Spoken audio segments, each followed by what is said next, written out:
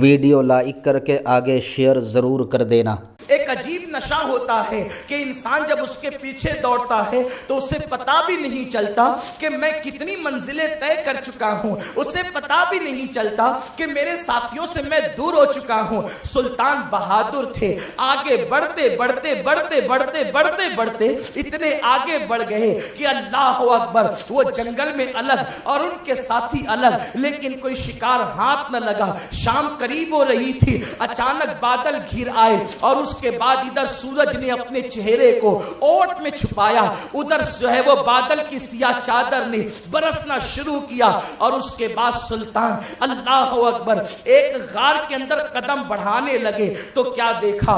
بھیگتی ہوئی خوبصورت لڑکی حسن کی ملکہ ان کے قریب آئی اور کہا، سلطان میں قافلے میں سفر کر رہی تھی، مجھے ڈاکوؤں نے چھین لیا، لوٹ لیا ہمارے قافلے کو، اور اس کے بعد یہ کیا کہ مجھے یہاں جنگل میں لا کر پھینک دیا۔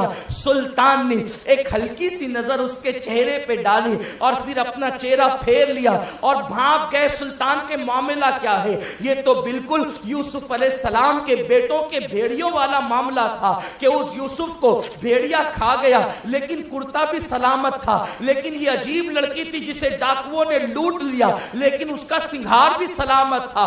سلطان معاملے کو سمجھ گئے، اس لڑکی کا ہاتھ پکڑا اور اس کو غار میں لے گئے، اس کے بعد آگ جلائی۔ آپ جانتے ہیں کہ جنگل کی بارش کیسی ہوتی ہے، پتوں کا کھڑکنا، بجلی کا کڑکنا اور برسات وہ تیز رفتار، اللہ اکبر، جو عجیب دہشت پیدا کرتی ہے۔ سلطان نے سردی سے بچنے کے لیے غار کے اندر آگ جلائی، لڑکی لیٹ گئی، سلطان آگ کی طرف متوجہ رہے۔ لڑکی نے کھسک کر کے آگے بڑھتے ہوئے سلطان سے کہا، صلاح الدین مجھے حیرت ہے، تو میرے حسن کی توہین کیوں کرتا ہے؟ اس لیے کہ میں وہ حسن کی ملکہ ہوں کہ اگر میں چاہوں تو بائیں ہاتھ کے اشارے سے یا آنکھوں کے اشارے سے یا آنکھوں کے کاجل کے جادو سے میں لوگوں کا ایمان ہی نہیں بلکہ جان ایمان سب کچھ چھین سکتی ہوں، لیکن تو مجھ سے لطف اندوز نہیں ہوتا۔ کیا تیرے دل میں لڑکیوں سے پیار نہیں؟ کیا تیرے دل میں عورتوں کی محبت نہیں؟ تیرے دل میں، تیرے سینے میں دل نہیں کیا پتھر ہے؟ سلطان نے جواب دیا، اے لڑکی سن لے، کسی کے حسن پر وہ شیدا ہوتے ہیں جس جو دل پہلے کسی کو نہیں دیتے۔ ہم نے تو پہلے ہی اپنا دل مصطفیٰ کے قدموں میں دے دیا ہے، اب ہم تیرے حسن سے کیسے متاثر ہو سکتے ہیں؟ اور سن لے، میں ایک نظر کے علاوہ دوسری نظر میں نے تجھ پر نہیں ڈالی، اس لیے کہ جو پہلے سے کسی کا غلام ہو پھر وہ کسی کے حسن کا غلام نہیں بنتا۔ ایک طرف تمہاری تاریخ یہ ہے، دوسری طرف اب موجودہ حالات کو دیکھو۔ ایک مفکر نے اپنی کتاب حسن کے حوالے سے لکھی تو چند سال پہلے کا کراچی کا ایک واقعہ لکھا۔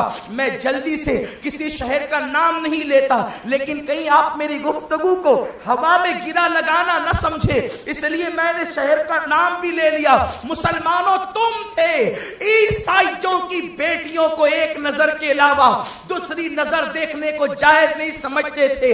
غار کی تنہائیوں میں بھی تمہاری نگاہیں کبھی اٹھتی نہیں تھی، غار کی تنہائیوں میں بھی تمہارے ہاتھ کبھی بڑھتے نہیں تھے، غار کی تنہائیوں میں بھیگی ہوئی لڑکیوں پر کبھی تم نے ایمان کا سودا نہ کیا، لیکن آج حالات یہ بن گئے، سنیما دیکھتے دیکھتے، سیریل دیکھتے دیکھتے، کالج کا نصاب پڑھتے پڑھتے اتنی برائی میں ڈوب چکے ہو کہ مذہب کو پیٹ کے پیچھے ڈال دیا گیا، مسلک کو پیٹ کے پیچھے ڈال دیا گیا، آنکھوں کی حیا تباہ ہو چکی ہے، دل کی غیرت مردہ ہو چکی ہے، ایمان کی چنگاری دل کے نہا خانے کے اندر گم ہو چکی ہے۔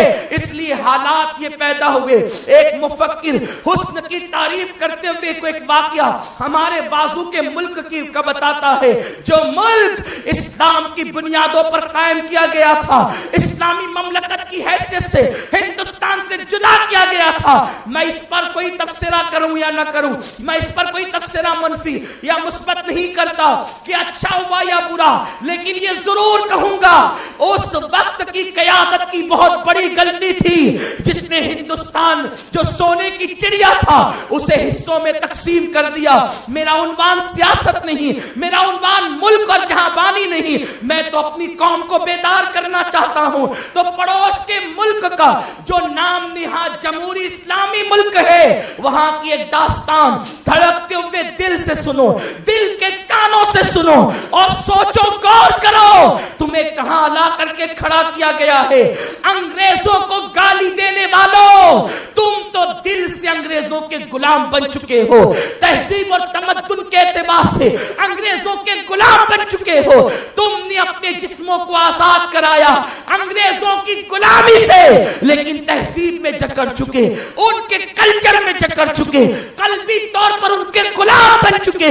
और वो जो करते हैं तुम वो करते हो। वो नंगे हो जाए तो आप भी, वो औरियां हो जाए तो आप भी, वो ज़िना करें तो आप भी, वो शराब के जाम टकराए तो आप भी। आखिर कब तक उनकी नकल करते रहोगे? मिटने वाली कौम का तरीका यही होता है। इकबाल कहते हैं अल्लाह अकबर कुव्वते फिक्र अमल, पहले फना होती है फिर किसी कौम की शौकत को सवाल आता है। वीडियो अगर अच्छा लगा हो तो लाइक करके आगे शेयर ज़रूर कर देना। अल्लाह हाफिज़।